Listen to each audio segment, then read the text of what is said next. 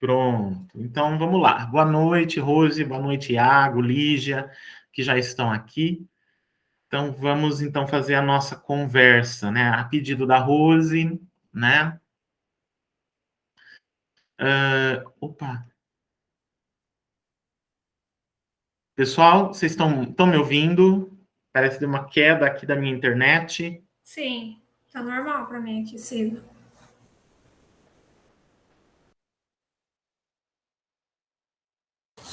Eu acho que agora ele travou. Não sei, pra mim, pelo menos agora ele travou. Eu acho que agora caiu. É.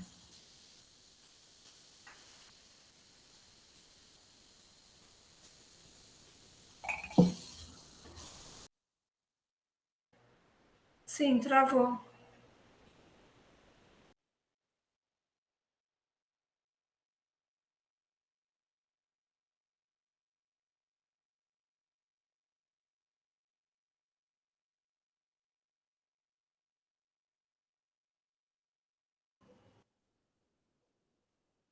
Oi, gente. Pessoal, tá tudo bem? Tá tudo bem, Cida, agora sim. Agora sim, tinha caído, né? Uhum. Olha, minha internet está um pouco instável esses dias, tá bem, gente? Se cair, certo? Eu volto aqui desse jeito e caso caia definitivamente, a gente marca para um outro dia, tá bem? Bom, então vamos lá, né? O assunto que a Rose me pediu para falar, para orientar e tudo mais, ela está fazendo uma monografia para a disciplina da professora Karen, que ela cursou, disciplina sobre ficção científica, da professora Karen.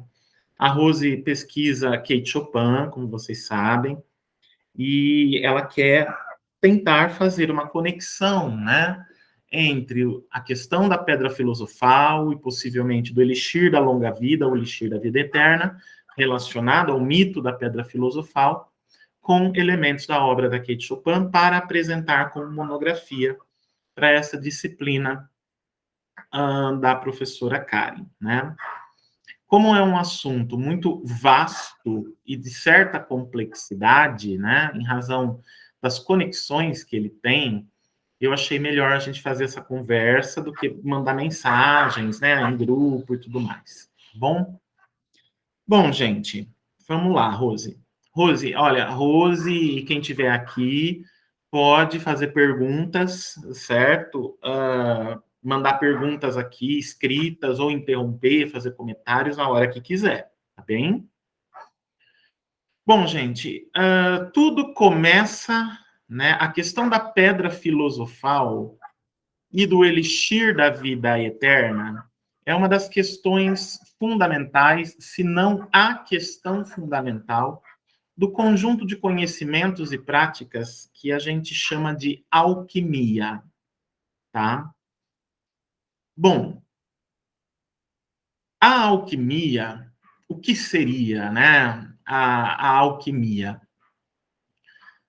Existem várias definições, existem vários livros a respeito e tudo mais. Eu vou depois fazer indicações bibliográficas aqui para vocês, com certeza, tá? Mas a alquimia, a gente pode pensar assim, é uma das primeiras tentativas do ser humano, né, de entender como funciona a natureza, de entender como funciona a vida, de entender como funciona os fenômenos naturais, né? Então, por isso que qualquer tratado de alquimia, qualquer texto sobre alquimia vai dizer que é um conjunto de conhecimentos que combina aspectos e elementos do que hoje a gente chamaria de química, física, biologia, medicina, mística, espiritualismo, arte, antropologia, astrologia, filosofia, cabala, semiótica, matemática, metalurgia. Então, vejam, é um conjunto muito vasto de conhecimentos sob um mesmo guarda-chuva, né? Então, a alquimia é essa tentativa, né? Ela surge por meio das indagações que os seres humanos, em dado momento da história, começam a fazer sobre, né, quem somos nós, de onde nós viemos, por que estamos aqui, né, o que é isso daqui, né, por que chove, por que tem fogo, por que as plantas crescem, por que há a vida e há a morte, né? Então, surge dessas indagações primordiais, né? E a partir disso vão começando a surgir pesquisadores, pensadores, ao longo de milênios, certo? A história da alquimia é milenar, tá? Ela é muito anterior à nossa ideia moderna de ciência, né? Pensando a ideia moderna de ciência que começa no século XVIII, certo? Com o iluminismo, tá? E o enciclopedismo franceses. Então, a ideia que nós temos hoje de ciência advém do século XVIII. Então, ou seja, ela tem aí o quê? 300 anos, 400 no máximo, certo? Agora, a alquimia não. A alquimia é milenar, ela é muito anterior a Platão, muito anterior a Homero, e ela não começa na Grécia, certo? Não se sabe exatamente aonde, né, a alquimia começa, aonde que se começa, né, essas primeiras indagações. A única coisa que se tem, que se sabe, né, é que existem práticas alquímicas, né, documentadas na Mesopotâmia antiga, no Egito antigo, na Pérsia antiga, na Índia antiga, na China antiga, na Grécia antiga, no mundo islâmico, no Oriente Médio, no mundo hebraico, né? Na América Latina pré-colombiana, aqui, maias, incas, astecas, né? No Império Romano, e depois tudo isso vai chegar também na Europa medieval e renascentista. Inclusive, hoje, a nossa ideia mais comum de alquimia, né, é uma coisa europeia, né? A alquimia está relacionada à Europa, de fato, né? Relacionada à Europa medieval e à Europa renascentista, ou seja, a Europa pós-domínio do Império Romano, né? Ou seja, pós aí séculos 4, 5 depois de Cristo, até mais ou menos o século 13, 14, 13 mais ou menos, e a Europa renascentista a partir do século XIV, tá? Indo até, assim, tardiamente o século XVI, que é a última renascença que nós vamos ter, que é na Inglaterra, né?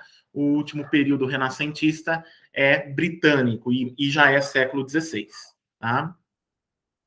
Então, compreende esse período, tá? A figura mais famosa, né, que nós temos no contexto da alquimia, né, o nome mais famoso, existem muitos, tá? Existem muitos, mas a figura mais famosa, também relacionada, né, pelos alquimistas europeus medievais e renascentistas como a figura mais antiga, né, de que se tem notícia, como uma espécie de compilador desses conhecimentos antigos, né, que são a alquimia, né, desses primeiros conhecimentos, a gente tem uma figura que é, ao mesmo tempo, mítica, lendária e possivelmente verdadeira, real, tá? O nome dessa figura é Hermes Trismegisto, tá? Hermes 3 vezes grande, Hermes Trismegistus, tá? Que era um legislador, filósofo e considerado na alquimia europeia como o primeiro alquimista, o primeiro compilador do conjunto de conhecimentos que será chamado de alquimia, tá?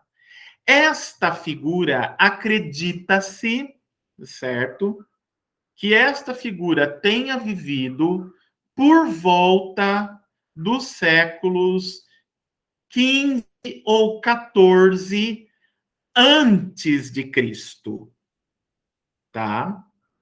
15 ou 14 antes de Cristo. Vamos colocar aí 1500 anos antes de Cristo, mais ou menos, tá? Não há uma data precisa, não há uma data certa, certo? Acredita-se que seja uma pessoa que tenha vivido, se for mesmo uma pessoa, e acredita-se que tenha sido uma pessoa real, porque existe, né, um texto alquímico famosíssimo atribuído a Hermes Trismegisto, que existe até hoje, certo? Esse texto, facilmente acessível, facilmente encontrável em latim, em português, tá? O original em grego também não é uma coisa difícil de se encontrar, tá? Inclusive se encontra na própria Wikipédia, certo? Tem o texto em latim e o texto em português traduzido, né? Então, acredita-se que tenha sido uma pessoa real, tá? Que viveu aí 1500 anos antes de Cristo. Ou seja, quase 700 anos antes de Homero, tá? Homero, que é uma figura do século 8 antes de Cristo, certo? E então, o Hermes Trismegisto é 700 anos antes, certo? Bom, essa figura, ela, como eu disse, é uma figura um tanto contraditória e controversa. Por quê? Acredita-se que tenha sido real, mas existe toda uma lenda e todo um mito em torno desta figura. Que mito é esse? Né? Acredita-se que esta pessoa, que esta figura, né, seja filho, seja um dos filhos, certo? Do deus grego Hermes, o deus mensageiro, tá? Que também é um deus profundamente relacionado à alquimia. O deus Hermes, ele segura o caduceu. O que é o caduceu? É um bastão com duas serpentes entrelaçadas nele, tá? No topo desse bastão, às vezes tem uma bola, um globo com asas, às vezes tem a figura de uma taça, de uma meia-lua, tá? Então vocês vão ver muitas representações do deus grego Hermes segurando o caduceu. Esse caduceu, certo? Esse objeto, ele tem múltiplas significações. Tudo relacionado ao deus Hermes tem múltiplas significações. Então, se ao mesmo tempo o caduceu significa a conexão desse deus, né, a habilidade que ele tem, o selo dele, a autoridade dele de transitar por todos os mundos, o mundo dos mortos, o mundo dos deuses, o mundo dos mortais, certo? Ou seja, o bastão, o caduceu, significa a conexão, certo? Que o deus Hermes é capaz de fazer. Também significa a comunicação, mas também é um símbolo, por causa das serpentes entrelaçadas, um símbolo de transmutação. Tá? E aqui, essa é a palavra-chave, tá? Transmutação. É uma palavra que eu vou usar muito hoje, certo? Transmutação, a transmutação, tá? A habilidade de transformar, de transmutar uma coisa em outra, tá? Então, o mito e a lenda relacionado a Hermes Trismegisto acredita, né, que ele seja um dos filhos, né, um dos filhos humanos do deus Hermes, mas isso é lenda, tá? Então, vocês vão encontrar por exemplo, em análises, em desenvolvimentos, né, do mito de Hermes, quando um helenista, por exemplo, se debruça sobre o mito de Hermes e ele vai, né, pesquisando esse mito, vai começar a surgir nomes como Hermes Trismegisto, relacionados ao mito, Asclépio, relacionado ao mito e por aí vai, tá? Então, por quê? Né? Porque se acredita que Hermes, o deus grego, tenha sido um deus que tenha deixado um legado entre humanos, que tenha sido um deus que tenha tido contato, né? Então, existem elementos míticos, né, relacionados a Hermes, muito, muito, muito, muito posteriores à Grécia Antiga, à Grécia Clássica. Nós vamos encontrar a figura de Hermes ainda no Egito, certo? No Egito helênico. Isso já é depois de Cristo, certo? É um dos deuses mais cultuados e um dos deuses em que o culto e os mitos se prolongam para muito tempo além da Grécia Antiga e da Grécia Clássica, chegando ao Império Romano e por aí vai, tá? Então, é uma figura muito importante, certo? Muito importante mesmo. Enfim, então, esse é o mito relacionado a Hermes Trismegisto. Bom, qual é o legado, né, de Hermes Trismegisto? Por que para a alquimia europeia, e aqui eu vou ficar só na alquimia europeia, tá bem, gente? Porque as outras alquimias, elas são muito complexas, elas têm características que são próprias, né? Claro que há elementos em comum entre todas elas, obviamente, tá? Eu vou falar que elementos que são esses, certo?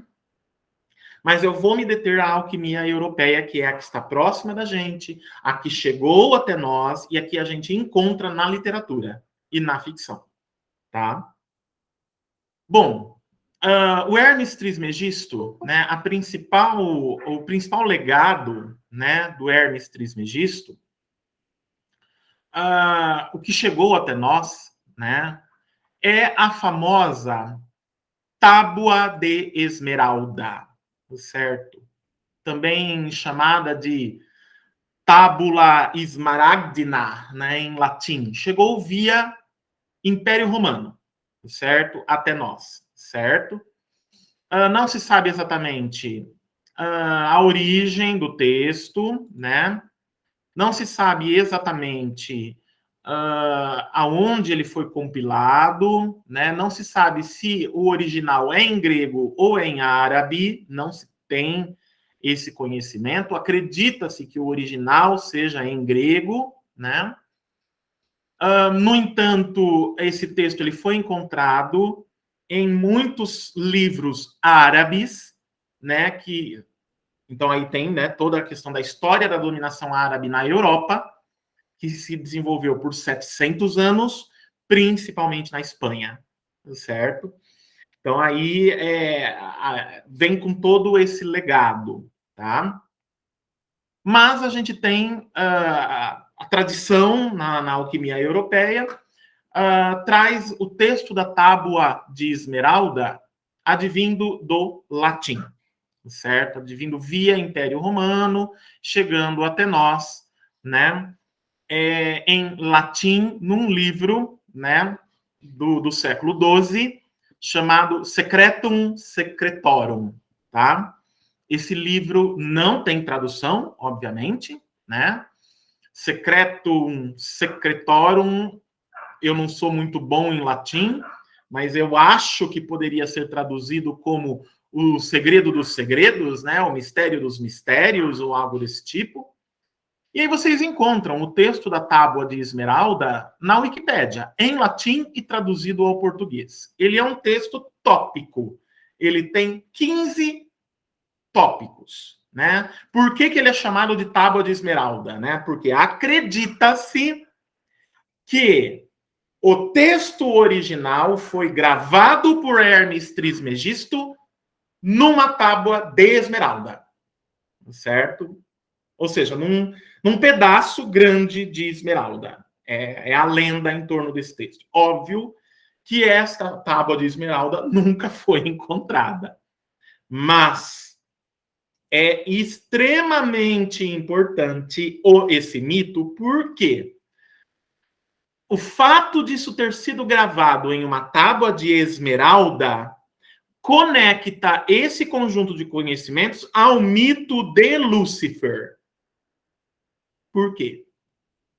A esmeralda, a pedra esmeralda, é a pedra conectada à figura de Lúcifer em todas as mitologias. No livro de Enoque, nos textos antigos e sagrados, na própria Bíblia, certo? Dizem os mitos que a coroa de Lúcifer era feita de esmeralda. Dizem outros mitos que Lúcifer tinha uma esmeralda, né, como terceiro olho, vamos colocar assim, na testa. Então, é muito importante, tá?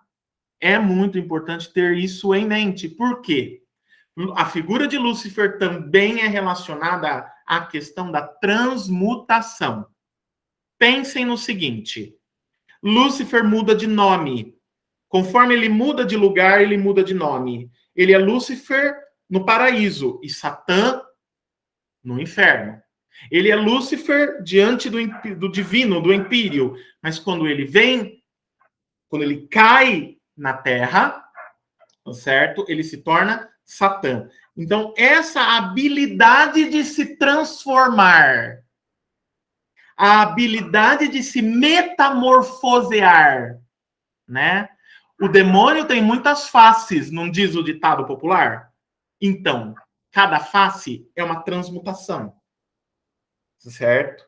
Então, a figura de Lúcifer é uma figura relacionada à habilidade da metamorfose, da transmutação, das várias faces de uma pessoa, das várias faces de um elemento. Então, o fato do primeiro texto de alquimia, né, de acordo com a alquimia europeia, ter sido no mito, escrito numa tábua de esmeralda, é muito significativo por esta razão, tá? Isto vai ter a ver também com a figura, certo? Quem conhece um pouco de tarô tem a ver com alquimia, certo? Um dos arcanos maiores do tarô, o arcano de número 15, chamado O Diabo, tá? Este arcano é o arcano da transmutação. É o arcano que está relacionado a mudanças e diversidades, tá? É o arcano do diabo, é o arcano de Lúcifer, vamos colocar assim. E vocês vão ver que tem 15 itens na tábua de esmeralda, certo? 15 itens na tábua de esmeralda. O arcano do diabo no tarô é o de número 15. Coincidência? Não existe coincidência, minha gente. Não há, certo? Não há coincidências em nenhuma dessas coisas, tá bom? Bom, então quem quiser ler a Tábua de Esmeralda, onde estão os princípios, né, fundamentais da alquimia, vai lá na Wikipédia, coloca lá, Tábua de Esmeralda, vai aparecer bonitinho ali o texto em latim e traduzido ao português. Da Tábua de Esmeralda, o mais conhecido, o mais famoso, certo, dos 15 itens, ele tem uma força e uma ressonância muito profunda na nossa cultura. É o segundo. O que diz o segundo item da Tábua de Esmeralda de Hermes Trismegisto?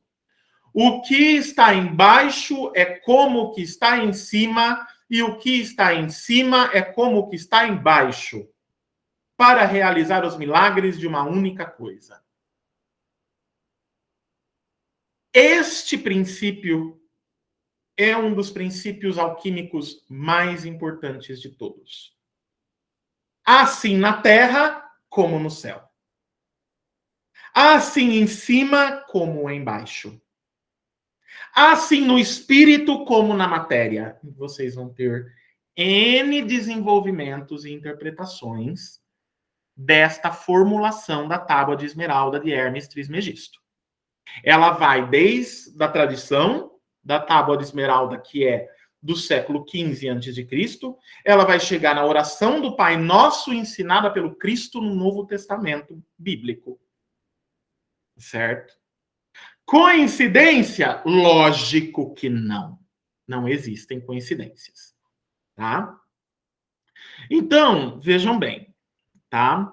Este princípio alquímico, assim na terra como no céu, ou seja, é um jogo de espelhos. tudo que acontece aqui no mundo da matéria também acontece no mundo dos espíritos, no mundo sublime, no mundo subjetivo, no mundo não material. E tudo que acontece no mundo não material, sublime, no mundo espiritual, no mundo da não matéria, não físico, também acontece no mundo físico. Certo?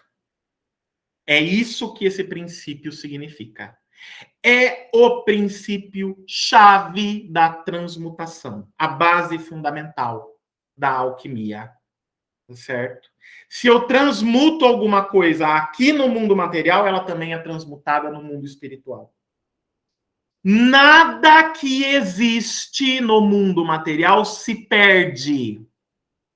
Certo? Se eu estou dentro desse círculo fechado, e é um círculo fechado, assim na terra como no céu, assim em cima como embaixo, não há saída disso. Então, absolutamente nada se perde. Tudo se transforma. Essa é a fala famosíssima atribuída a quem? Lavoisier, o primeiro químico. O que inventou a tabela periódica. Certo? Percebem as conexões? Tá? Essa frase, depois, ela vai ser desenvolvida, por exemplo, e vai chegar até o século XX, né? Na famosíssima frase atribuída a Albert Einstein: Deus não joga dados. Por que não joga dados? Porque nada é casual. Nada está fora desse círculo. Nada se perde. Tudo se transforma, tudo se transmuta. Tudo se desenvolve. Certo? Então, vejam, o princípio disso é a tábua de esmeralda. E olhem o ressoar disso. É uma questão alquímica de 1500 anos antes de Cristo e que chega até nós hoje, inclusive permeando entre grandes nomes da ciência como nós conhecemos ciência hoje. Certo? Então, vejam o impacto e a profundidade disso. Ao mesmo tempo que isso também permeia as religiões, isso também permeia os mitos a partir daí, chegando até nós via Bíblia, por exemplo. Tá? Ou seja, se você não é muito afeito à ciência, você vai se deparar com essa questão do assim na terra como no céu num texto religioso, como texto bíblico. Se você é um ateu e não acredita absolutamente em nenhuma religião, você vai se deparar ainda assim com a mesma formulação e o mesmo princípio na ciência tradicional. Certo? Ou seja, o que isso significa? O fundamento é o mesmo. Tudo, o fundamento, seja da ciência, seja da religião, está no mesmo lugar, na tábua de esmeralda do Hermes Trismegisto. Ou seja, no texto fundador da alquimia europeia. Tá? Bom, minha gente, o fato é que, a partir da tábua de esmeralda, nós vamos ter o desenvolvimento de uma série de pesquisas, de uma série de elementos, de uma série de questões, o desenvolvimento da própria alquimia ao longo dos milênios e dos séculos. Né? Em dado momento, certo? Em dado momento, vai chegar até nós um livro que, a meu ver, é o que melhor compila a forma alquímica de se pensar a existência, tá? Ou seja, é um livro que traz o quê? Vai pegar toda a herança alquímica, desde Hermes Trismegisto até o século XIX, veja só, toda a herança alquímica, todo o conhecimento desenvolvido pelos alquimistas, indo de Hermes Trismegisto, passando por Sócrates, por Platão, que são herdeiros de Hermes Trismegisto. Vocês vão ter alquimia em Platão, sim, no famosíssimo diálogo do Timeu e Crítias. Leiam o diálogo do Timeu e Crítias de Platão. Ali vocês vão encontrar princípios alquímicos. os princípios dos 4 elementos, dos 4 sólidos platônicos, a lenda da Atlântida, tá tudo ali. Em Platão, no Filósofo, tá? Timeu e Crítias é o nome dos 2 diálogos que geralmente são editados juntos, porque um é continuação do outro, tá bem? Bom, passando por Cagliostro, passando por muitos nomes, aí Ptolomeu, e diversos outros nomes aí que são relacionados à ciência, à mística, todos eles eram alquimistas. Nicolau Flamel, o mais famoso de todos os alquimistas, né, da Renascença, né, alquimista do século XIV, alquimista francês do século XIV, famosíssimo, Nicolau Flamel. É a partir dele que surge o mito da lenda da pedra filosofal, certo? Muito bem. E vamos chegar até o século XIX, né? Com todo esse trajeto do desenvolvimento da alquimia, que já no século XIX já tinha se separado da ciência, claro, né? E aí, no começo do século XX, nós vamos ter um anônimo, certo?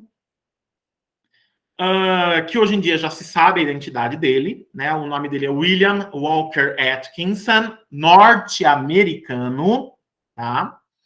Que vai, mas durante muito tempo o livro foi publicado como de autoria anônima, só recentemente é que se descobriu a identidade, né, de quem escreveu esse livro. E este livro traz tudo, as bases do hermetismo, ou seja, da alquimia de herança de Hermes Trismegisto. Este livro traz as 7 leis da alquimia, as 7 leis do hermetismo. Ele traz, ele explica, ele desenvolve, certo? De uma maneira acessível, sem que a gente precise recorrer a conhecimentos muito difíceis de serem encontrados. Por exemplo, a obra de Cornélio Agrippa, que é mencionada no Frankenstein da Mary Shelley. Cornélio Agrippa é um dos grandes alquimistas romanos. Ele tem um livro? Tem. É um livro famosíssimo? Muito famoso. Hoje, você até encontra. São 7 volumes ali, é um gigantesco. Mas durante muito tempo, esse livro foi inacessível. Não havia tradução dele para o português, quase não havia para nenhuma língua conhecida, só tinha em latim, certo? Então, ali estão os grandes princípios, certo? Da alquimia, claro, de herança de Hermes Trismegisto. E diversos outros. Lá no comecinho do século XIX, em 1801, vai ser publicado um livro na Inglaterra chamado Magus, né, o Tratado Completo de Alquimia e Filosofia Oculta, do Francis Barrett. A gente tem esse livro hoje em dia, só que durante muito tempo, ó, ele está aqui, é esse livro aqui. Durante muito tempo, ele foi um livro de dificílimo acesso, certo? Não só, ele estava escrito em inglês, não, ele estava escrito em inglês, o problema era achar uma edição confiável em inglês. Claro, se achou, se pesquisou, se está traduzido aqui em português. Hoje, este livro se só acha em sebo. Ele continua sendo difícil de achar no Brasil, certo? Então, mas existe esse outro livro que eu estou falando, né? Hoje atribuído a William Walker Atkinson, que é um livro famosíssimo. É o livro que, digamos assim, traduz a tradição da alquimia, desde Hermes Trismegisto até os alquimistas do século XIX, traduz para o século XX, traduz para nós. Ele é extremamente acessível. Estudar este livro vai fazer com que você entre em contato com os princípios bases, os princípios-chave, os princípios fundamentais da alquimia. É este livro aqui, ó. O Kybalion, tá? Este livro aqui, o Kybalion, tá? O Kybalion, essa daqui é uma edição nova. É um livro que você acha facilmente, tanto em sebo quanto em livraria, tá? Essa minha edição aqui, para vocês terem uma ideia, é de 2018. E esta edição aqui é a edição nova do Kybalion, que traz a identidade do seu autor. E traz todo um estudo, né, sobre quem era o William Walker Atkinson, né? Mas durante muito tempo, né, o Kybalion era atribuído aos 13 iniciados. Essa era a autoria dele, os 13 iniciados, tá? Hoje se sabe que é o William Walker Atkinson, certo? Mas até, sei lá, 2015, 2014, é super recente, era os 13 iniciados. Então eu recomendo esta edição aqui, que é uma edição que já tem a identidade do autor e tudo mais, e o estudo, né, sobre essa pessoa, a contribuição dele com outros textos. E aqui estão os princípios da alquimia. Os princípios fundamentais, as 7 leis da alquimia, todas explicadas, e todos os outros princípios fundamentais, tá? A alquimia, certo? Os princípios, as 7 leis, né, cósmicas fundamentais aí da alquimia, certo? Então, recomendo este livro. Este livro, Rose, seria um livro importante para você ler, tá? Se você puder ler, pelo menos, se você comprar esta edição, pelo menos, certo,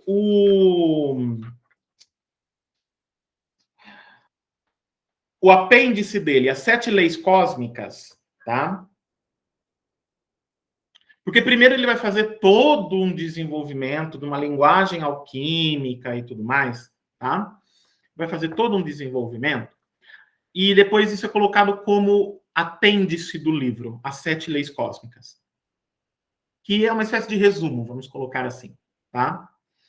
E aí tem as 7 leis, que hoje são as 7 leis atribuídas à alquimia, 7 leis alquímicas, né?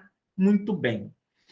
Gente, eu não vou entrar em detalhes, né? Não vou entrar em detalhes aqui dessas leis, deixo para vocês. As leis são... É o máximo que eu vou falar, tá? O nome delas.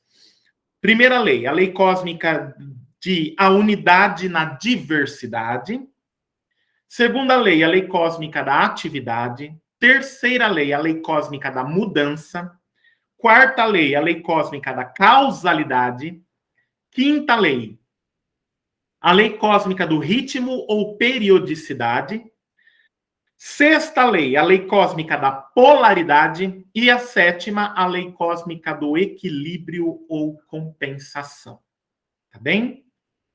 Bom, onde entra a questão da pedra filosofal e do elixir da vida eterna em tudo isso? Tá? Entra na terceira lei, a lei cósmica da mudança, a lei cósmica da transmutação. Tudo muda, nada é permanente. É o dístico desta lei. É o que diz, em resumo, esta lei. O cosmos como um todo e em toda e cada uma de suas partes componentes manifesta uma mudança constante. Nada no cosmos permanece imutável, até mesmo no decurso de menos unidade de tempo. O tempo em si nada mais é que mudança mensurada. Essa é a lei, a terceira lei. É a única que eu vou ler aqui para vocês hoje, tá? A pedra filosofal está relacionada a esta lei. A pedra filosofal é um dos 4 pilares da alquimia europeia antiga, certo? De herança do Hermes Trismegisto.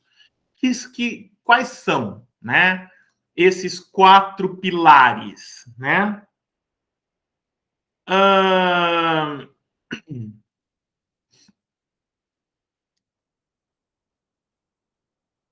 Que mais? Os 4 pilares são: primeiro pilar, transmutação dos metais inferiores em ouro. Segundo pilar, obtenção do elixir da vida eterna, o elixir da longa vida. Tá?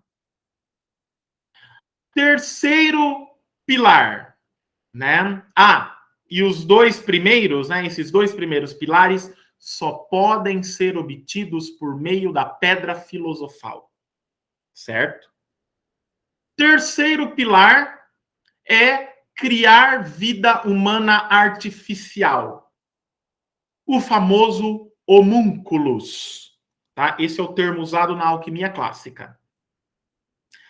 Lembrem do Frankenstein de Mary Shelley. Todos esses princípios estão sendo seguidos ali. Vejam bem. Só que lá é ciência, não alquimia. Tá bem? E o quarto pilar da alquimia clássica, esse é bastante discutível, né? Que é puramente humano, é o objetivo de fazer com que a realeza consiga enriquecer com mais rapidez, né? Este quarto pilar é uma tentativa, né, de assegurar a subsistência dos alquimistas e da alquimia, não sendo, né, um objetivo aí de ordem filosófica, nada disso, mas um de ordem prática, né? Porque os grandes mecenas dos alquimistas eram a realeza, os grandes nobres, né? As pessoas muito ricas da época. Lembrando que nós estamos aí até o século XV, tá? Na alquimia europeia clássica, certo? Então, vejam, a pedra filosofal é a centralidade do entendimento de alquimia. Para que a pedra filosofal serve? Ela serve para transmutar, transformar tudo aquilo que é considerado inferior, impuro, em algo superior e puro. Então, ela é utilizada para transformar todos os outros metais conhecidos, ferro, chumbo, mercúrio e diversos outros, em ouro, certo? O metal mais nobre de todos, o metal considerado o mais nobre de todos, né? Ela também entra como ingrediente principal do elixir da vida eterna. O que é o elixir da vida eterna? É uma espécie de remédio que cura todas as doenças e que prolonga indefinidamente, enquanto você o tomar, é claro, prolonga indefinidamente a vida daquela pessoa, certo? Bom, a pedra filosofal e o elixir da vida eterna eram as buscas principais dos alquimistas europeus até pelo menos o século XV, XVI. Vamos estender um pouco, até o século XVI, tá? De Hermes Trismegistus, 1500 anos antes de Cristo, até o século XVI. Gente, mais de 3.000 anos. Certo? Contabilizando tudo, dá mais de 3.000 anos. Certo? Durante 3.000 anos, pelo menos, documentado, os alquimistas buscaram os segredos, as fórmulas, os conhecimentos para fabricar a pedra filosofal e, a partir da pedra filosofal, fazer então o elixir da vida eterna, o elixir da longa vida. Não se tem relatos, certo? Confiáveis de que algum deles tenha conseguido. Tudo que se tem são lendas. Não mitos, lendas. O princípio, né, da pedra filosofal e do elixir da vida eterna, a gente vai encontrar a ideia disso nas mitologias já, gente. Veja que são 3.000 anos de história, né? Engloba toda a Grécia Antiga e a Grécia Clássica. Chega no Egito Antigo, na Mesopotâmia, em tudo. Ou seja, está em todas as mitologias, certo? A ideia, a busca pela imortalidade. A busca por curar, e veja, o elixir é um remédio. Ele é referido assim o tempo todo. A palavra grega é perigosa, certo? Pharmakon. A palavra grega para remédio é perigosa. Porque é a mesma palavra para veneno, tá? Pharmakon, remédio. Tradução direta do grego. Fármaco, veneno, também tradução direta do grego. Tá? Então, vejam bem. A gente vai perceber, né, que o elixir da vida eterna, ele tem essa dubiedade. Ele é um fármaco, ele é um remédio e, ao mesmo tempo, um veneno. As duas coisas ao mesmo tempo. As lendas vão trabalhar em cima disso. E é desse jeito que ele vai chegar na literatura e na ficção. Tá? Como algo dúbio. Como algo que traz a vida eterna, ou melhor, que cura todas as doenças, mas não traz a vida eterna. Certo? Por quê? Porque a gente vai ter muitas lendas, né, de alquimistas e de figuras literárias que encontraram a fórmula do elixir da vida eterna. Mas o que é que faltava? A pedra filosofal. O ingrediente da pedra filosofal, que é o que corrige, que é o que dá a medida do fármaco, a medida certa. Que medida é essa? A medida certa do veneno e a medida certa do remédio. Equilíbrio, em outras palavras. Se vocês procurarem, existem tratados de alquimia que trazem a receita do elixir da vida eterna. Em todas elas vai a pedra filosofal, no entanto, certo? Não se tem a receita da pedra filosofal. Não se sabe como que a pedra filosofal é feita. Vocês podem procurar, pesquisar a obra de Nicolau Flamel, o famosíssimo alquimista francês do século XIV. Tá? A ele é atribuída a principal lenda relacionada à pedra filosofal e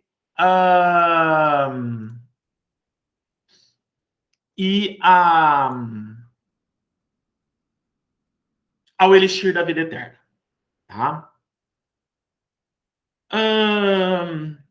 Segundo, né, o mito, segundo a lenda, né, disse que o Nicolau Flamel estava em busca, né, da pedra filosofal e, portanto, do elixir da vida eterna.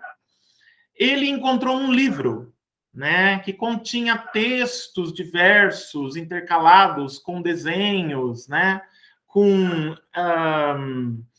desenhos muito enigmáticos, muito hieroglíficos e tudo mais, né? Numa linguagem desconhecida e por aí vai, né? E depois de muito estudar esse livro, ele não conseguia traduzi-lo, não conseguia entender, né, do que ele tratava, né? Aí diz a lenda que um dia Nicolau Flamel estava, né, numa estrada a caminho de Santiago de Compostela, um lugar muito famoso na Espanha, quando ele encontrou um sábio judeu no caminho. Ele, então, ali estabeleceu um diálogo com esse sábio judeu, né? e o sábio judeu fez a tradução do livro. Não se sabe se estava o livro em hebraico, se estava em aramaico, se estava em árabe, não se sabe que língua exatamente, tá? Esse livro tinha, né? O que se sabe é que, então, diz a lenda, que esse sábio judeu, tá, ajudou o Nicolau Flamel a entender do que o livro se tratava, do que o livro tratava, né? Meio que ajudou ele a traduzir o livro, fez a tradução, né? E aí se descobriu que o livro tratava de cabala e alquimia. Cabala, né, é um conjunto de conhecimentos místicos judeu, certo? É o que nós poderíamos chamar de alquimia judaica, tá? Mas ele é muito mais do que isso. É um oráculo, certo? Cabala é um oráculo. Não vou entrar na questão cabala aqui hoje, que é um assunto super complicado, tá? Tem a ver com, mas veja só, tem a ver com a árvore da vida. Elixir da vida eterna, árvore da vida, olha aí, tá? A árvore da vida, as 9 esferas, as 10, na verdade, esferas que compõem a árvore da vida, as chamadas Sefirot da árvore da vida, certo? Que é um oráculo, tá? Um oráculo que envolve números e letras, certo? Então, Cabala é um instrumento filosófico de estudo entre os judeus. Até hoje, é muito comum. Muito comum. E se tornou hoje em dia também um oráculo como Tarô, Búzios e por aí vai. Tá bem? Existem muitas informações sobre Cabala. Sugiro que vocês, quem se interessa, vai pesquisar. As melhores introduções sobre o universo sobre o universo cabalístico que vocês podem encontrar, as mais confiáveis, os conhecimentos mais confiáveis que nós temos à disposição hoje em português no mundo virtual sobre Cabala. Quem tiver interesse, procure o canal de um astrólogo chamado Newton Schultz, tá? Newton Schultz. É brasileiro, tá? Ele tem canal no YouTube, certo? Vou escrever aqui, Newton Schultz, tá? É uma pessoa séria que trata de diversos oráculos, de astrologia, de cabala, de tarô, de diversos outros oráculos. Procurem os vídeos dele sobre cabala. Ele tem cursos completos sobre cabala, de graça, no YouTube. É extremamente confiável. Porque esse que é o grande problema, certo? O que é confiável? Que conhecimentos são confiáveis em termos dessas coisas? Alquimia, cabala, tarô. Pouquíssimas coisas são confiáveis. Pouquíssimas. Os vídeos, né, e palestras do Newton Schultz, não só sobre cabala, mas sobre qualquer outro oráculo, astrologia, tarô, são extremamente confiáveis, tá? E ele segue os princípios da alquimia do Kybalion, tá? É a base fundamental dele. Ou seja, ele segue os princípios herméticos, os princípios da alquimia. Essa é a abordagem que ele dá para esses oráculos. Então, tem tudo a ver uma coisa com a outra, tá? Então, tá, muito bem. Continuando lá na lenda do Nicolau Flamel. Então, o Nicolau Flamel, com a ajuda desse sábio judeu, que nós não sabemos quem é, traduziu o tal livro, descobriu que ele tratava de cabala e alquimia, né? E o livro tinha a fórmula para fazer a pedra filosofal. Então, por meio desse livro, diz a lenda que Nicolau Flamel conseguiu fazer a pedra filosofal. Consequentemente, né, ele também conseguiu fazer o elixir da vida eterna. Tá? um elixir correto, o elixir equilibrado, o elixir que contém a exata medida do fármaco, certo? A exata medida do veneno e a exata medida do remédio, que é o que a pedra filosofal faz. É o princípio do equilíbrio transmutacional. A pedra filosofal é que transmutação que ela faz? Ela é o princípio da transmutação em si.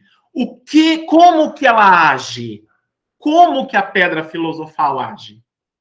Ela equilibra.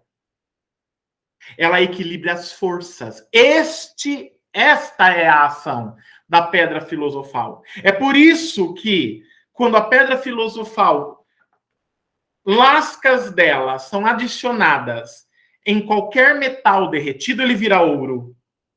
Por quê? Porque ela equilibra as moléculas, as partículas daquele metal e eleva esse equilíbrio a um equilíbrio absoluto. Consequentemente, qual é o equilíbrio absoluto em termos de metais? O ouro. Certo? É, digamos assim, o equilíbrio máximo que um metal pode chegar. O ouro. Ela equilibra. Por isso que qualquer metal, de acordo com as lendas, se transforma em ouro quando você adiciona lascas da pedra filosofal dentro dele. Ele equilibra a si próprio e vira ouro. Isso quer dizer que no coração de qualquer metal existe o quê? O ouro. É isso que significa a metáfora.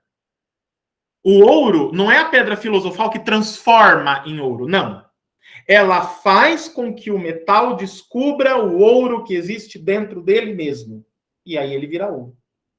Ela faz com que um metal pesadíssimo, como o chumbo, por exemplo, se transforme, se reequilibre e se transmute na sua própria perfeição. O ouro.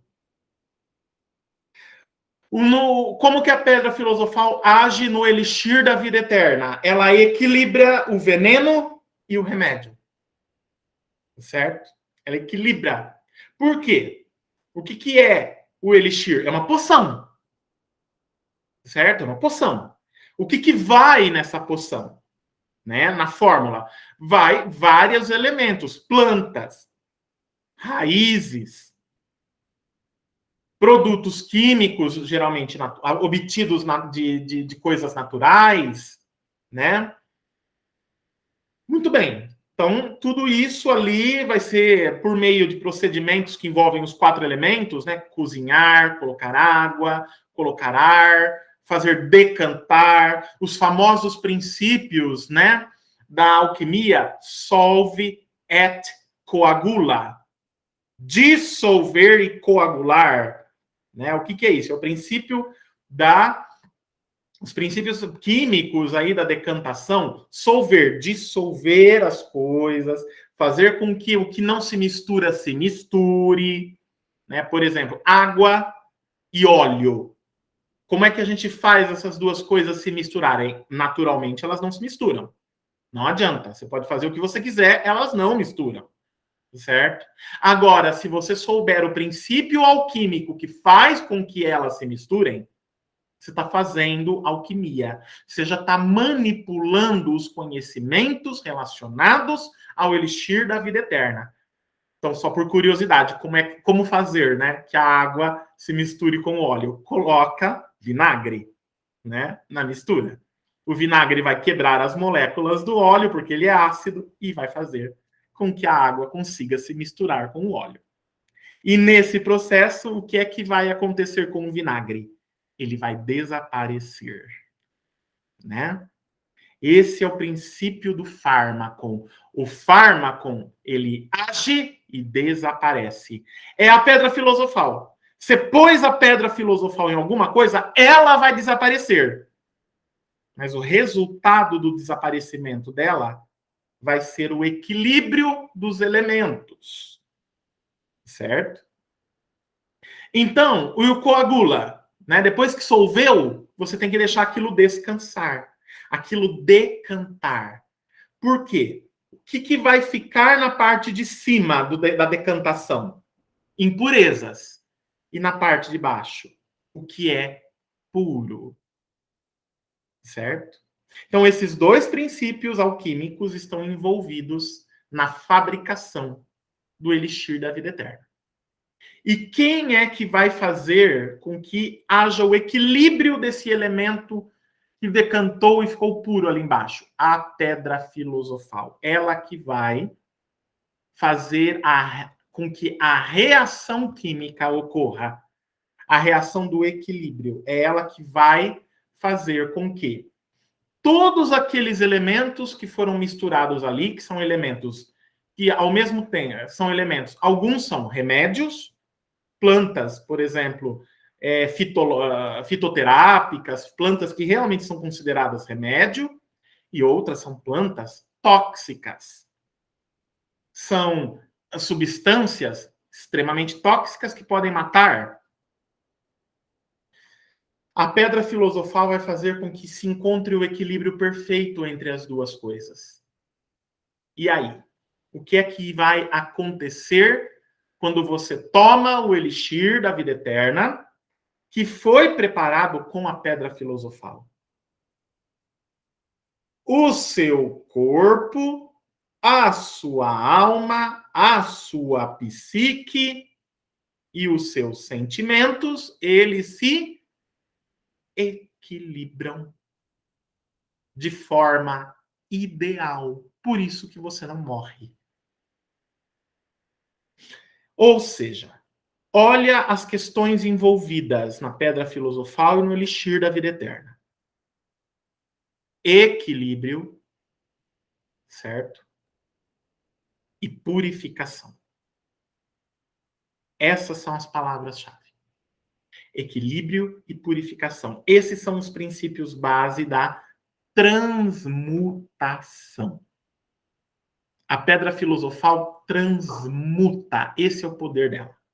O poder de transmutar o impuro no puro, o imperfeito no perfeito. E o elixir da vida eterna, quando preparado com ela, ele é o quê? Ele passa para frente, certo?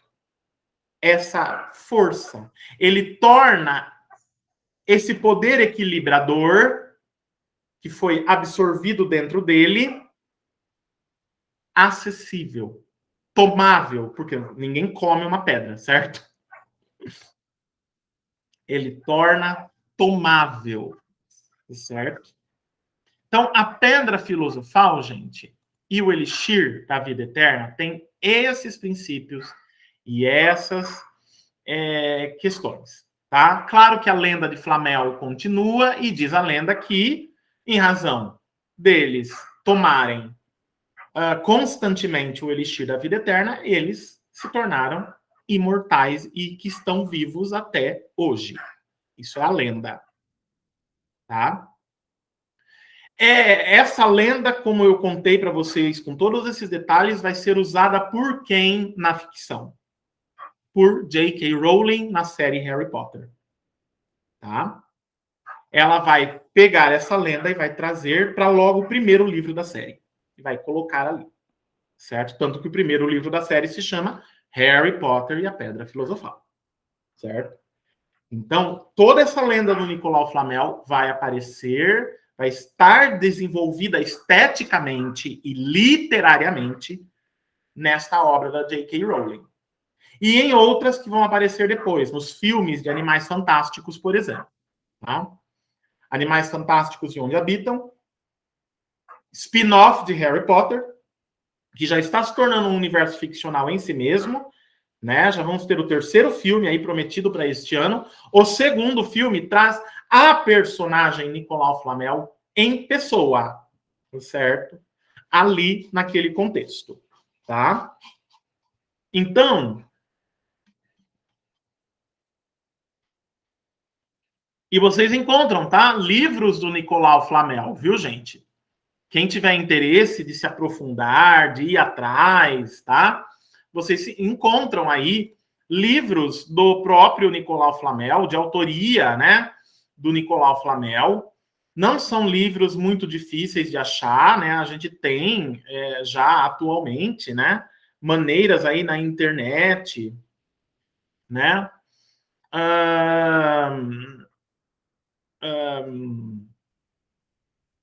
Muitas, né, coisas aí relacionadas, né, livros do Nicolau Flamel, né? Ele escreveu 3 livros, né? 3 livros, 3 grandes, né, tratados de alquimia, né? O livro das figuras hieroglíficas, de 1399, o Sumário Filosófico, de 1409, e o Saltério Químico, de 1414. Desses 3, o mais famoso é o livro das figuras hieroglíficas, que se acredita, de acordo com a lenda, que seja a tradução daquele livro que ele encontrou, que ele não conseguia traduzir e que o sábio judeu ajudou ele a traduzir no caminho de Santiago para Compostela. Então, sim, esse é um dos livros que trazem a receita do elixir da vida eterna. E, de acordo com alguns estudiosos, principalmente estudiosos de alquimia, de maneira cifrada neste livro, está também a fórmula de fabricação da pedra filosofal. Tá? Então, quem tiver interesse, tá, vai atrás desse livro. Eu desconheço a existência desse livro em português, certo? Provavelmente ele deve existir em inglês, em francês, em espanhol, tá? Então, eu desconheço a existência deste livro, tá?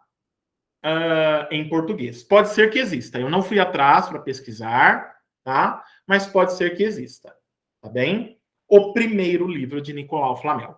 Mas, olha, já advirto, não vão com a sede ao pote, tá? Com tanta sede ao pote, por quê? Não é um Caibalion da vida, é um texto do século XIV de um alquimista, ele é um texto cheio de símbolos, ele é um texto cheio de linguagem cifrada, ele vai demandar de você conhecimento de astrologia, conhecimento de cabala, certo? O conhecimento dos princípios alquímicos, solve, eticoagula, transmutação, as 7 leis do Caibalion, ele vai exigir de você conhecimentos prévios para você entender a linguagem dele. E nada garante que você vai conseguir entender a linguagem cifrada que, de acordo com alguns estudiosos, está ali expresso, né? Como fazer, né, a pedra filosofal. Tá bem?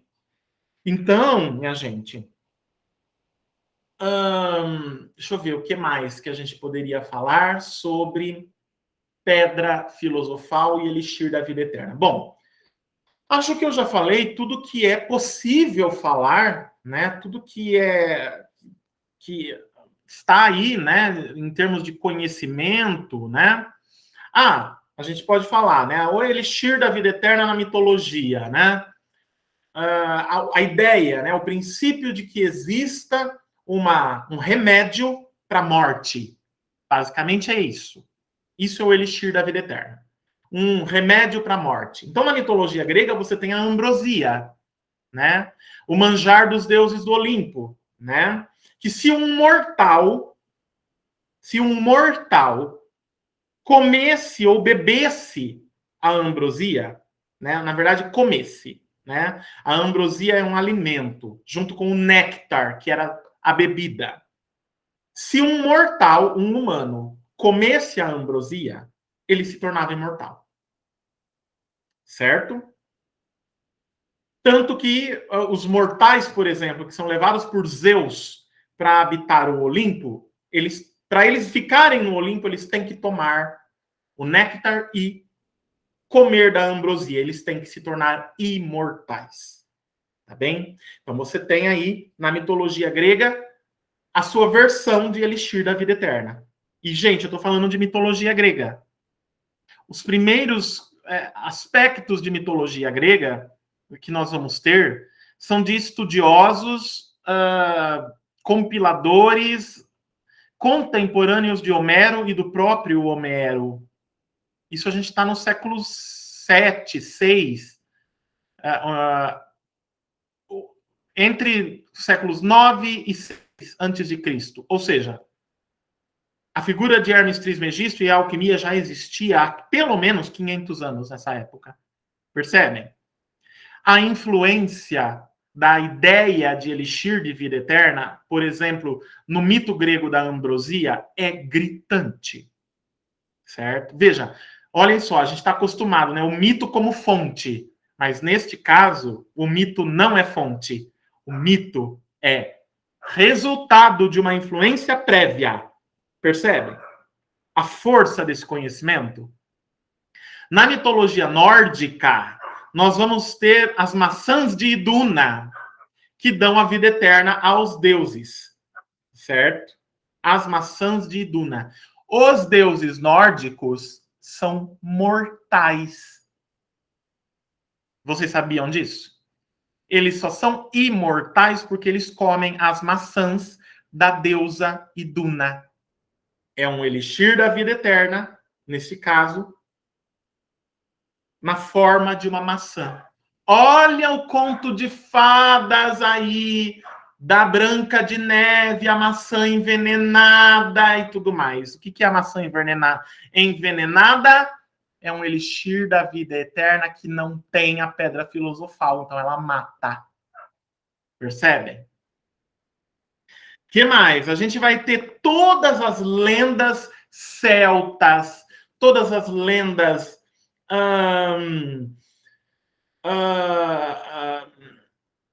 das Américas, né, dos colonizadores espanhóis, né, na América, que levaram essas lendas de volta para a Europa, de vindas da América, das fontes da juventude. O que é a fonte da juventude, né? Você vai lá, você se banha nela ou bebe da água dela. A gente tem isso, inclusive, na China, a ideia de fonte da juventude, certo? É um elixir da vida eterna. Percebe? E você se torna imortal. O que é a fonte da juventude? Você se torna imortal e permanentemente jovem. O efeito do elixir. Tá? Então, isso nos mitos. Agora, na literatura, interessantemente, a literatura vai tratar o elixir da vida eterna e a pedra filosofal como questões relacionadas à morte. Nunca vai dar certo. O elixir da vida eterna, na literatura, na ficção, ele sempre vai causar a morte de quem o beber. Por quê? Porque ele vai a fórmula dele vai estar errada sempre. Falta o quê? A pedra filosofal. Nesse sentido, né, o texto que eu conheço mais famoso e mais emblemático que trata da questão do elixir da vida eterna na literatura é o conto do Nathaniel Hawthorne, A Marca de Nascença, The Birthmark. Este conto é a história de um alquimista que se casa com uma mulher belíssima e perfeita em todos os sentidos, e ela tinha uma marquinha de nascença no rosto, uma mãozinha, que para muitos era um charme, né? Parecia que ela tinha sido tocada por uma fada quando ela nasceu. Mas ele, como alquimista, ficou obsidiado por aquilo. Ele achava que aquilo era a imperfeição dela. E o que ele faz? Ele vai atrás da fórmula do elixir da vida eterna, faz o elixir da vida eterna e dá para ela tomar. Né? E aí, desculpa, spoiler, mas de qualquer forma, vocês têm que ler o conto, sim, porque é um conto brilhante e que traz todos esses elementos que eu estou falando aqui para vocês desde o começo, tá? É um conto genial, é um conto brilhante, certo? Bom,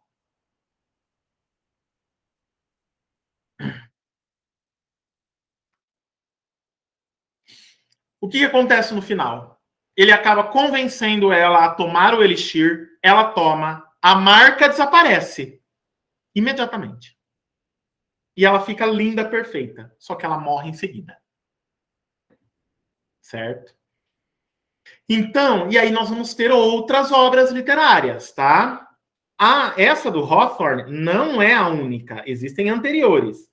Existe um livro que é um romance gigantesco do E.T.A. Hoffmann, famosíssimo escritor alemão do final do século XVIII, início do século XIX, influentíssimo. Todo mundo conhece o Hoffmann por causa do conto O Homem da Areia, né? Que é analisado por Freud no texto sobre o estranho, né? E esse conto é um conto clássico, fundamental aí, né? Da história da literatura, né? Ele, independentemente da literatura que você estude, que você pesquise, esse é um daqueles contos que tem que ser conhecido. É uma referência obrigatória, porque ele é uma referência fundamental para a teoria e para a própria literatura posterior a ele, né? Então, o conto de O Homem da Areia, do Hoffmann. O mesmo Hoffmann escreveu um longuíssimo romance chamado... eu não sei pronunciar o título em alemão, então não vou me arriscar, tá? Mas em português ficaria Os Elixires do Diabo. Este livro eu soube que ele está sendo traduzido para o português, não tem tradução dele para o português, tá? Eu soube que este livro está sendo traduzido do alemão para o português por uma professora muito conhecida, né, da área de literatura alemã no Brasil. Não é a Karen, certo? É outra. Acho que é a Maria Aparecida Barbosa, professora da Universidade Federal de Santa Catarina, especialista em literatura alemã. Se eu não me engano, posso estar enganado, mas é ela que está ou estava traduzindo Os Elixires do Diabo, de Hoffmann, para o português. É um livro gigantesco. Tem ele traduzido em inglês em 2 volumes, é enorme, e ele trata da questão do elixir da vida eterna. Certo? Não sei se vocês ouviram aqui o trovão. Mas vai começar a chover daqui a pouco aqui em casa. Enfim. Então, existe também, vocês encontram, aí sim em português, tá? O conto O Elixir do Diabo, de Hoffmann. Sim, existe um conto também, tá? Esse está em português, tá? O conto O Elixir do Diabo, de Hoffmann. Ele vem junto numa edição com um outro conto. Então, o livro se chama O Elixir do Diabo e Mademoiselle de Scudéry. Esse é o título do livro em português, em que vocês vão encontrar o conto O Elixir do Diabo, tá? Mas existe também o romance, Os Elixires do Diabo, no plural. Tá bem? O conto vocês encontram em português, o romance ainda não. Tá? O romance está sendo traduzido, até onde eu saiba. Não sei quando será publicado e nem por onde, certo? Não tenho essa informação. Mas vocês encontram o romance em inglês, aí sim, integralmente traduzido, tá bem? Quem lê inglês, quem gosta, tudo mais desse tipo de coisa. Então, na literatura, toda vez que nós vamos ter o elixir da vida eterna e a pedra filosofal em questão, sempre nós vamos ter morte envolvida, certo? Sempre nós vamos ter a catástrofe do alquimista que fez aquele elixir. Tá? Então vai ter todo um drama filosófico que envolve a questão e tudo mais. Questões éticas, certo? Questões éticas, questões de mística, questões de lenda. Vocês vão observar que a maior parte dos textos literários que tratam da questão da pedra filosofal e do elixir da vida eterna, e onde está um, está outro, certo? Se o texto trata do elixir da vida eterna, ele também fatalmente tem que tratar da pedra filosofal. Essas duas coisas são indissociáveis, certo? Vocês vão perceber que a maior parte dos textos que se debruçam especificamente sobre essas temáticas são do período romântico, são do romantismo. Romantismo alemão, romantismo britânico, tá? Agora, contemporaneamente, certo? O único texto que eu conheço e que me vem à mente, que trata diretamente, veja bem, diretamente. Por quê? Porque tem uma grande quantidade de literatura e de ficção que trata de forma indireta do elixir da vida eterna e da pedra filosofal, que é a busca pela imortalidade humana, que é a busca pela correção de todos os defeitos e de todas as imperfeições, que é a busca pelo equilíbrio ideal, certo? Então tem muita ficção e muita literatura que trata de forma indireta desses temas. Agora, que trata de forma direta, contemporaneamente eu só conheço o romance da Rowling. Com certeza deve ter mais coisa. Certo? Com certeza deve ter mais coisa. Tá? E claro, no romance da Rowling, o Harry Potter e a Pedra Filosofal, o Elixir da Vida Eterna e a Pedra Filosofal são panos de fundo durante a maior parte do texto e que eles só vão vir à tona do meio para o fim. Certo? As questões relacionadas a ele dentro do universo ficcional da Rowling. Ela conecta as questões ao seu universo ficcional e usa a lenda na perspectiva da lenda do Nicolau Flamel, certo? Para os intentos que ela deseja desenvolver em Harry Potter, que é um romance sobre herói, certo? É um romance de herói, vamos colocar assim, tá? Então, minha gente, é o que eu teria a dizer para vocês em termos, trazendo esses conhecimentos de alquimia, de pedra filosofal, de elixir da vida eterna, então, explicando para vocês o que é, a partir da alquimia, essas coisas, e trazendo isso para o contexto da ficção, tá? Quem tiver interesse, agora, para finalizar a minha fala e eu ir para as perguntas de vocês aqui, tá? Que eu já vi que tem perguntas e comentários aqui, eu vou responder tudo, podem ficar tranquilos. Bibliografia que eu recomendo para vocês, bibliografia confiável sobre, tá? Alquimia, pedra filosofal, elixir da vida eterna, essas coisas, tá bem? Já mostrei o Kybalion, tá? Para entender a alquimia. Existe este livro também, ó, o Livro de Ouro das Ciências Ocultas, de Frédéric Doucet, tá? Livro fácil de achar também, provavelmente em sebo, porque é uma coleção da editora E de Ouro, acho que a E de Ouro não existe mais, mas você acha em sebo, tá? Aqui tem um capítulo, tá? O Livro de Ouro das Ciências Ocultas, tem um capítulo que se chama, é o capítulo 4 da segunda parte. O livro é dividido em 3 partes. A alquimia, certo? Tanto pesquisa detalhada da natureza quanto magia.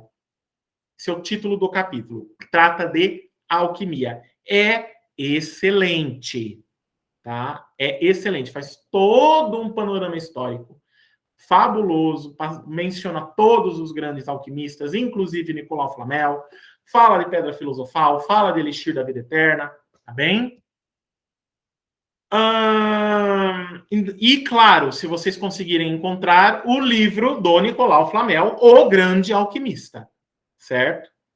A Tábua de Esmeralda, que eu disse para vocês que está traduzida lá na Wikipédia, certo? Bonitinha, em português, tá? E os Diálogos de Platão, Timeu e Crítias. Esta é a bibliografia que eu considero confiável, certo? Que vocês podem acessar, consultar, Rose, evidentemente usar para aquilo que você deseja fazer na sua monografia da Karen, tá bem? Então, minha gente, é isso. Claro que é um conjunto imensamente grande de conhecimentos, certo? Tem muito mais coisas que eu poderia falar para vocês. Vai atrás dos livros do Agripa. Tá, mas é muita coisa que vocês vão encontrar aquilo condensado, resumido e mais esclarecido no Kybalion, por exemplo, ou mesmo aqui no Magos. Quem conseguir encontrar o Magos, do Francis Barrett, tá?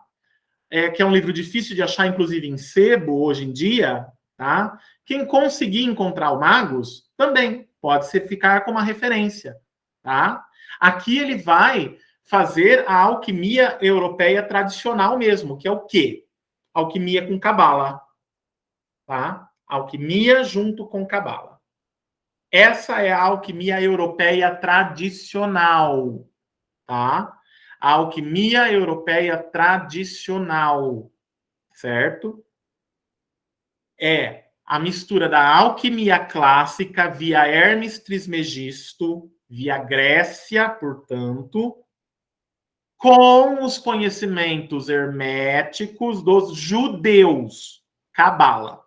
Então, alquimia mais cabala, nós vamos ter a alquimia europeia tradicional, certo?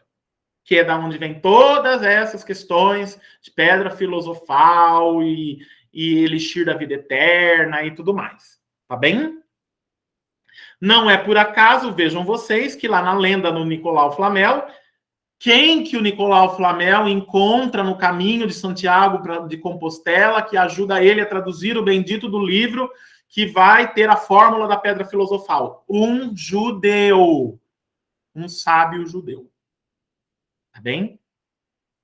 Então, esses dois conjuntos de conhecimento, a alquimia tradicional, via Grécia, via Hermes Trismegisto, com a cabala judaica, formam o nosso entendimento de hoje de alquimia europeia. Tá bem? Ah, Cida, eu queria ver isso em outras mitologias, por exemplo. Eu queria procurar o elixir da vida eterna na mitologia védica, na mitologia hindu. Procura um mito chamado Mito da Amrita. Vou escrever aqui. Tá escrito aí. Esse é o mito hindu védico do elixir da vida eterna. O mito da Amrita. Tá? Procurem também, né, o mito da Amrita, que está relacionado ao Samudra Mantana. Tá? Samudra Mantana. O mito principal é o mito de Samudra Mantana. Dentro do Samudra Mantana está o mito da Amrita. Procurem, vão na Wikipédia, peguem esses termos, né? E vão lá, procurem na Wikipédia em inglês, que é muito mais completa e confiável do que em português. Bom? Mas vocês vão ver, é um elixir da vida eterna, tá? Então, é isso, minha gente. Agora eu vou passar para as perguntas e dúvidas que vocês colocaram aqui, tá? Vamos lá. Desde o começo. A Rani disse que tem um baralho que o arcano do diabo é um anjo. Sim, exatamente. Tá absolutamente correto, tá?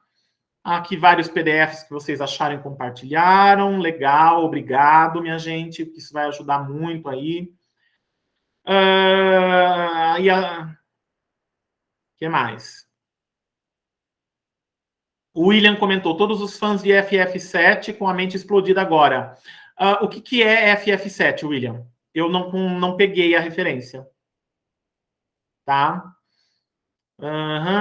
Que mais? E-books que vocês compartilharam. A Rose. Cido, existe um embate entre os ideais da Igreja Católica e esses conceitos alquímicos? Um embate não, Rose. Existe uma verdadeira guerra. Não é um simples embate. Tá? Existe uma verdadeira guerra. Alguns místicos dizem que todo o período da Inquisição foi para tentar, na verdade, suprimir esses conhecimentos, mas, ao mesmo tempo, roubá-los e levá-los para as bibliotecas católicas. Tá? Sabe quem trata bem, que tem como um certo pano de fundo esse embate, né, essa guerra que existe entre os alquimistas e a Igreja Católica? Humberto Eco em O Nome da Rosa. Tá? Ele trata muito bem disso e a alquimia está por trás ali da brincadeira e da jogada. Inclusive, tem toda uma questão relacionada com veneno ali, que é muito elixir da vida eterna. Tá? Vocês vão ter também o Tratado de Magia do Giordano Bruno, traduzido em português facilmente encontrável. Inclusive uma tradução bilíngue da editora... Ai, meu Deus, como que chama? Martins Fontes. Tá? Também. Ele é um texto dessa época. É um texto dessa época da Inquisição. Certo? O Giordano Bruno, que estava defendendo magia, defendendo os princípios alquímicos ali, ele não arreda o pé, o que acontece? Ele é queimado na fogueira. Mas o que a Igreja Católica faz com os livros que ele escreveu? Manda tudo para a Biblioteca do Vaticano. O mesmo vai acontecer com a maior parte de livros, e inclusive livros que não são acessíveis. Por exemplo, o Tratado dos Quatro Sóis Cabalísticos de Saint Germain. É um tratado de alquimia fundamental, importantíssimo.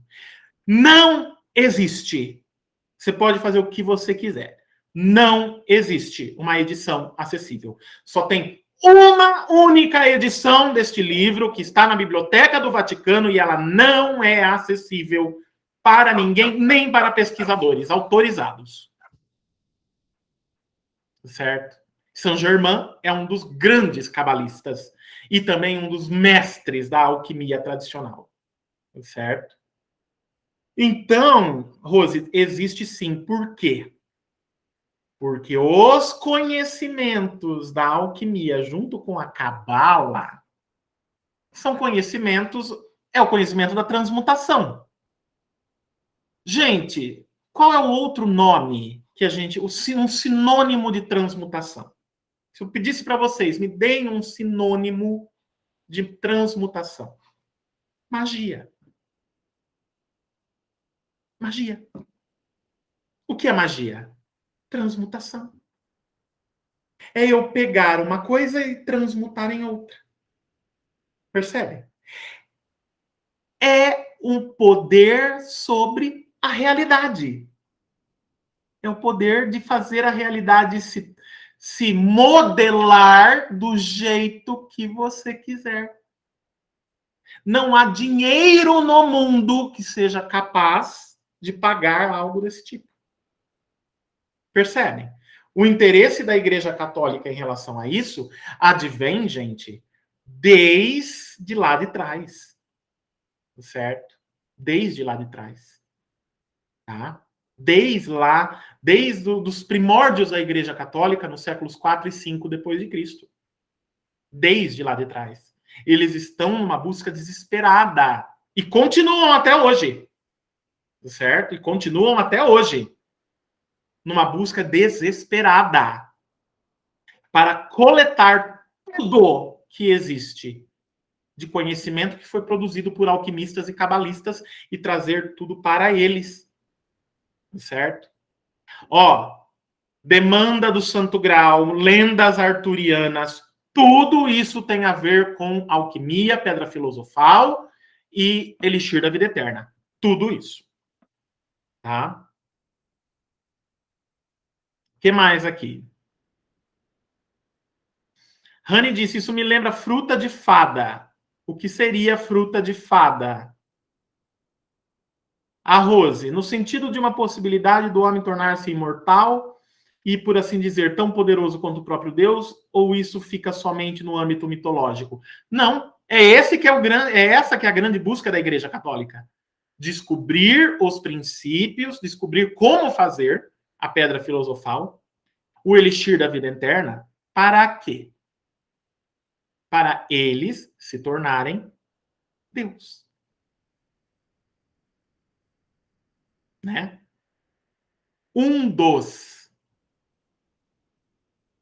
Uma das, digamos, características, né, de quem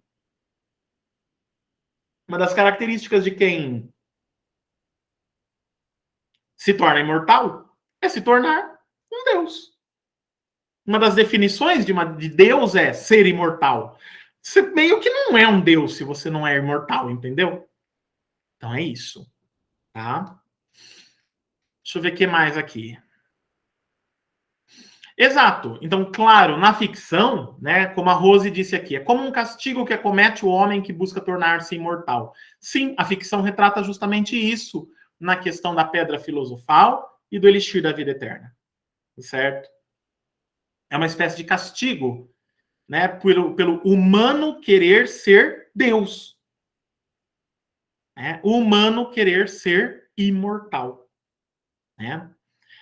Aí o William comenta aqui. Full Metal Alchemist na cabeça, total. O anime Full Metal Alchemist, totalmente, inteiramente baseado em alquimia. E a alquimia ocidental, hein? É a alquimia europeia tradicional. Mesmo o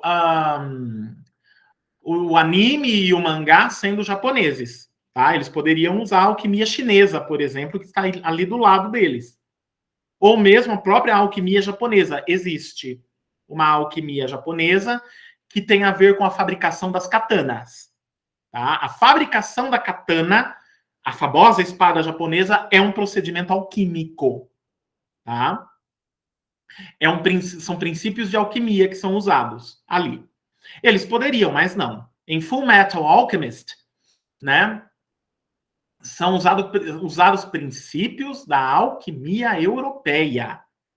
Inclusive, os selos mágicos. Os selos mágicos, ó, estão aqui, nesse livro aqui. Selos que são usados em Full Metal Alchemist, selos mágicos que são usados pelas personagens, são extraídos deste livro aqui, ó. Inclusive, a capa deste livro é um selo mágico. Certo? Então, selo alquímico é cabala. É a tradição cabalista na alquimia. Pois selo alquímico na jogada, você está falando de cabala. Tá? Total. Iago diz, eu achei interessante o tópico 3 da Tábua de Esmeralda que fala, assim como todas as coisas vieram do 1, assim todas as coisas são únicas por adaptação. Exato. Primeira lei aqui do Kybalion do William Walter Atkinson. Exatamente. No livro As Brumas de Avalon, as sacerdotisas dizem que todos os deuses são um e que eles formam o Uno. Isso mesmo. Isso mesmo. Esse terceiro princípio aí é a base de todas as religiões antigas, né? As Brumas de Avalon tratam da religião da deusa, a religião antiga, a religião celta antiga, antes da chegada do cristianismo. Percebe? E como eu disse no começo, o próprio cristianismo está totalmente influenciado pelo segundo item, pelo segundo tópico da Tábua de Esmeralda, assim na terra como no céu.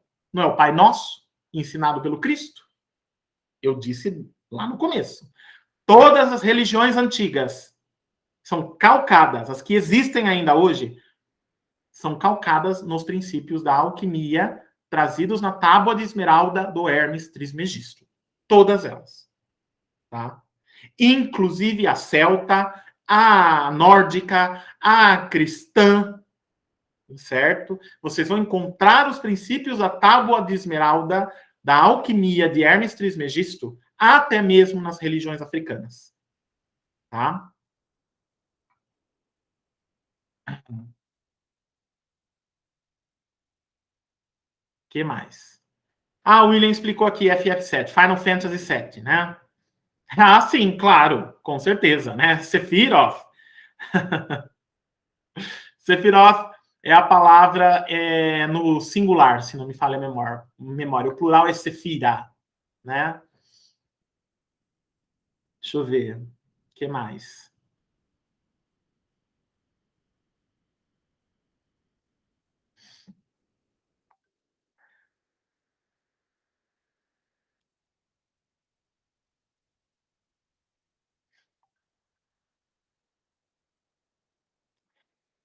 A Rose, mas essa magia é possível de se tornar real? Essa busca desesperada é sina de que isso é de fato possível? Sim, Rose. A alquimia é real, filha. Se você testar, tome cuidado. Por quê? A chance de funcionar é muito grande. Nós não estamos falando de religião, nós não estamos falando de coisas místicas, nós estamos falando de uma lógica da natureza. A alquimia lida diretamente com essa lógica. A natureza é composta de energia. Se eu sei a lógica de estruturação dessa energia, eu faço o que eu quiser com isso. É isso que a alquimia procura, é isso que a alquimia estuda.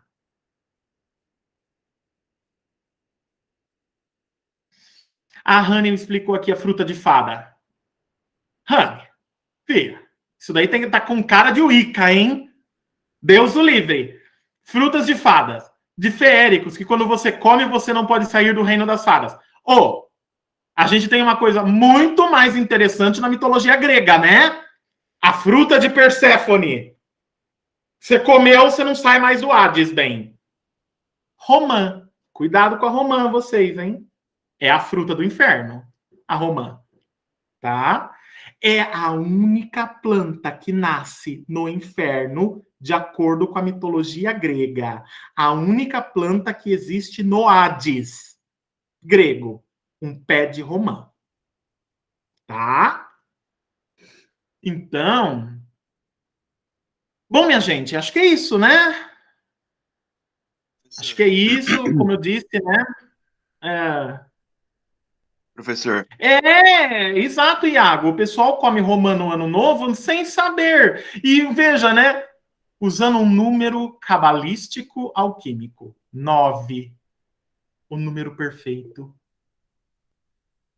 O número perfeito. É o número que vocês vão encontrar em qualquer tratado de alquimia e de cabala.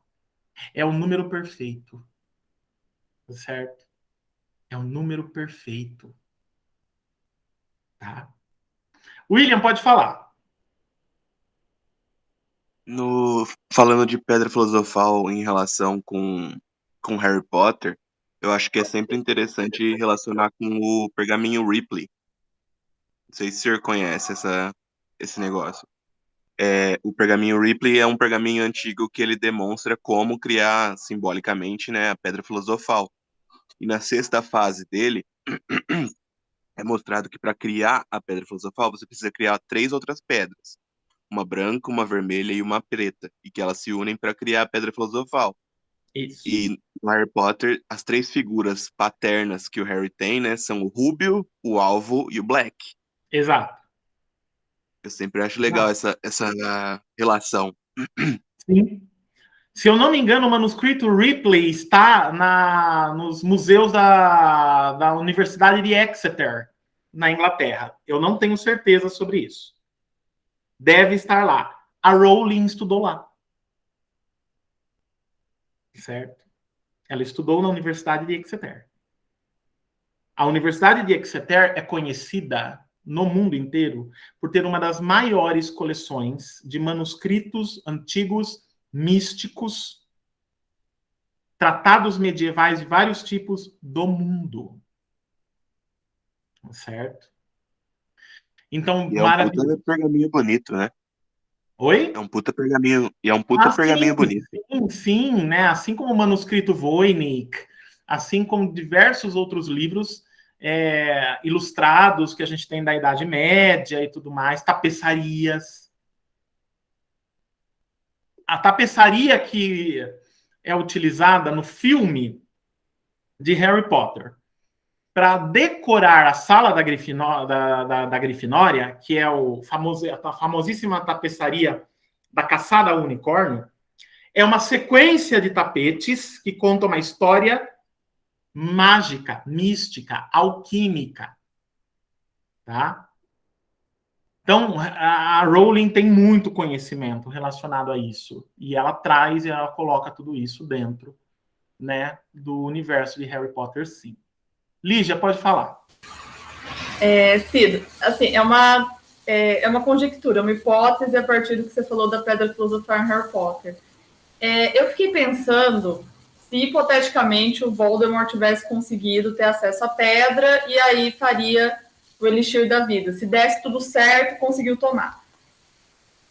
Como o Voldemort é essa pessoa que está desequilibrada em termos físicos e no interior também por conta das Horcruxes, que é uma pessoa cindida, eu fiquei pensando se o Elixir da Vida, no caso do Voldemort, poderia levar a essas Horcruxes não voltarem para o Voldemort, mas um restabelecimento da alma dele, que seria uma outra forma de não destruir as Horcruxes, mas restabelecer a alma dele. Porque eu fico pensando quando o Dumbledore explica para o Harry que é o remorso que levaria o Voldemort a se reunir e a restabelecer a sua alma, mas eu fico pensando se o Elixir da Vida a partir da Pedra Filosofal também não seria, já que ele restabelece o equilíbrio. E se isso não poderia matar o Voldemort, já que é um processo doloroso e complexo que, segundo o Dumbledore, pode levar à morte de quem tenta realizá-lo. Veja bem, o Elixir da Vida Eterna, ele reequilibra, ele não cria.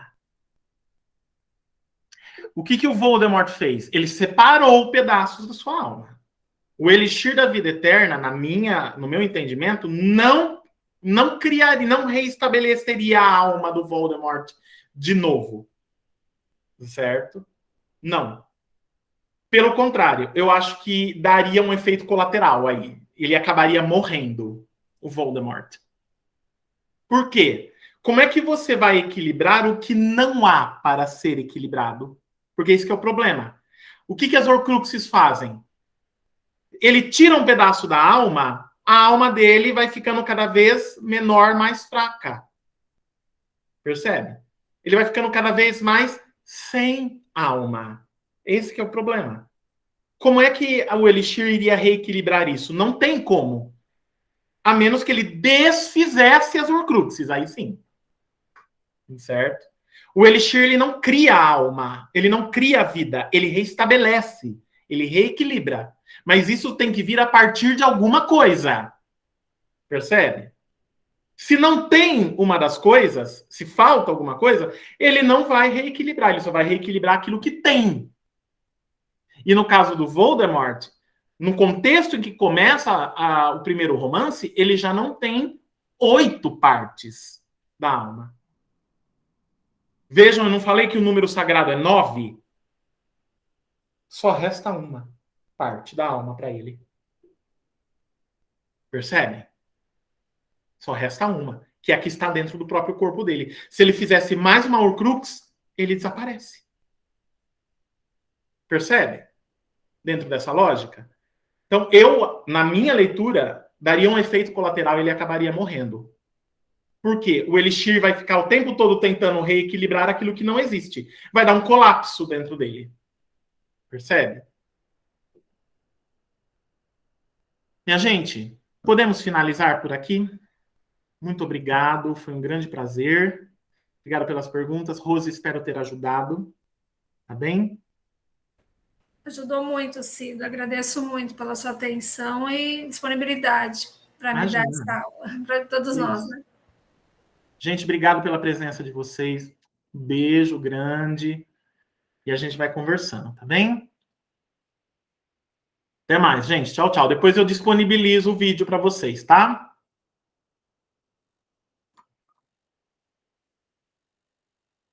Tchau, tchau. Obrigada.